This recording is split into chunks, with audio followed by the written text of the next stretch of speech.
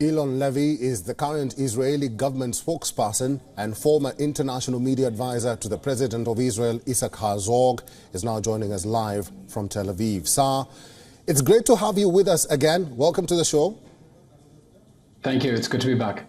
The most pressing question from me tonight is about the lives being lost in the Gaza Strip. What is Israel doing to minimize civilian deaths? And do you think the Israeli government is doing enough, really, on that front? It truly is tragic to think that everyone who has been killed since Hamas declared war on October 7th would still be alive if Hamas had not declared war against the people of Israel and decided to wage that war from inside densely populated areas. Civilian fatalities are a tragic feature of every war, and they're a tragic feature of this war that Hamas launched on us. Now, Israel has been making unprecedented efforts in order to minimize civilian casualties and get civilians out of harm's way. We have officers making personal phone calls to residents of Gaza, telling them to evacuate from areas that are going to get dangerous because Hamas has embedded itself under civilian areas. Our soldiers have been securing humanitarian corridors for Palestinians to evacuate. We've released a precise map showing an almost block-by-block basis so that we can get people out of areas where Hamas has embedded itself under their infrastructure. And we also opened a hotline, a human shield hotline, a phone number that Palestinians who are being held as human shields by Hamas can call to tell our army that Hamas isn't allowing them to escape. Because Hamas's whole strategy, it's really sick and difficult to believe, but Hamas's strategy is based on hiding behind women and children so that it can attack our women and children and then evade justice. And in this war that Hamas declared on October 7th, we're doing everything to thwart that strategy, to get civilians out of harm's way so that we can target the terror infrastructure that Hamas has built under their homes and bring to justice the monsters responsible for the October 7th massacre. Sir, it's good that you've mentioned all that and you've outlined all that, because we'll go one by one after all that information that you've given us today. Sir, we all agree that the October 7th terror attacks were horrifying. 1,200 lives were lost, and Hamas should be condemned for that. But how do you justify the deaths of over 16,200 Palestinians? The atrocities of October 7th were the deadliest massacre of Jews since the Holocaust and the worst terror attack in world history after 9/11. And the first thing that Hamas did after brutally massacring 1,200 people and abducting 240 hostages was to tell us that it wants to do it all over again.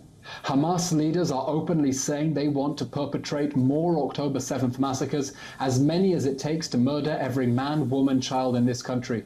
So we're fighting now not only to defend ourselves from the October 7th massacre, we're fighting to prevent any such massacres from happening again. And if anyone thinks that this war is going to end with us abandoning our hostages in Gaza and leaving the monsters who want to perpetrate another October 7th massacre in power, then they have another thing coming. Because we have an obligation. The first obligation of every state is to keep its people safe.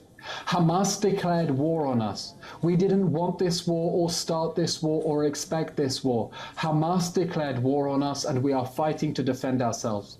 We're doing everything we can to get civilians on the other side out of harm's way to safety. And everyone who has been hurt, everyone who has been killed in this war since October 7th, the responsibility lies squarely with the army of terror that launched this war, that started this war, and that chose to fight this war from inside densely populated areas. It is Hamas that bears full responsibility for all the suffering we've seen. But sir, an Israeli spokesperson said that for every Hamas militant, 2 civilians have died. Does that statement, for a moment, sound right to you? And how is Israeli IDF and government making this assertion? Or rather, how are you coming to these conclusions? That is not an official estimate, but we know that we have killed thousands of Hamas terrorists. We know, for example, that we have killed half of their battalion commanders, because the purpose of this war is to go after the monsters who perpetrated the October 7th massacre. This is a counter-terrorism war in dense, populated urban areas.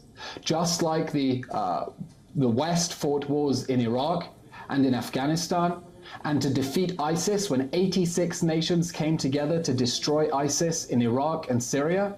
And as we heard from your guest just earlier, in every war, in every counterterrorism war, tragically, it's horrific, civilians are killed. And that ratio is usually very high in terms of the civilian to combatant ratio. And because we are making unprecedented efforts that no army in history has made to keep civilians safe, we've managed to drive down that ratio way down, so that when the fog of war clears and you look at what the civilian to combatant ratio is, it will compare very favorably to other counterterrorism wars fought in urban areas. We didn't start this war. We didn't want this war. Hamas declared this war on us. And in this awful, awful situation, we're doing the best we can, everything we can, going above and beyond our obligations under international law to keep civilians safe. That's why we're being targeted. It's why we're being precise. And it's why we're going after the monsters who perpetrated the October 7th massacre, while going out of our way to get civilians out of harm's way. All right, talking about getting civilians out of harm's way, my final question to you, and please make the response a little bit brief. Sir, you say that Hamas has now entrenched itself with the civilians in south of Gaza. It was the same case in the north. I'm curious, how does the military differentiate between Hamas and innocent civilians? And is the Israeli government even listening to these aid agencies like the United Nations or the World Health Organization, who say the situation is getting worse by the hour? It's difficult to distinguish between combatants and civilians because Hamas doesn't play by the rules. Hamas fighters dress up as civilians and they hide inside schools, hospitals, mosques and people's homes, and they make it very difficult. But we take our obligations under international law very seriously, and so we continue to distinguish.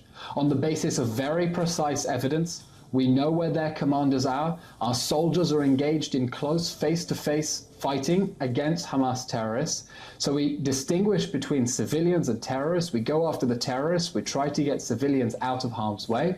And we're doing what we can to increase the flow of humanitarian aid into Gaza, of food, of water, of medicines, and of shelter, because we want aid to go to the civilians who need it, while making sure that Hamas cannot steal it.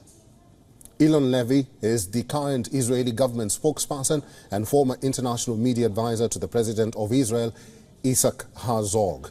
Eylon, thank you, as always, for talking to us today. Thank you.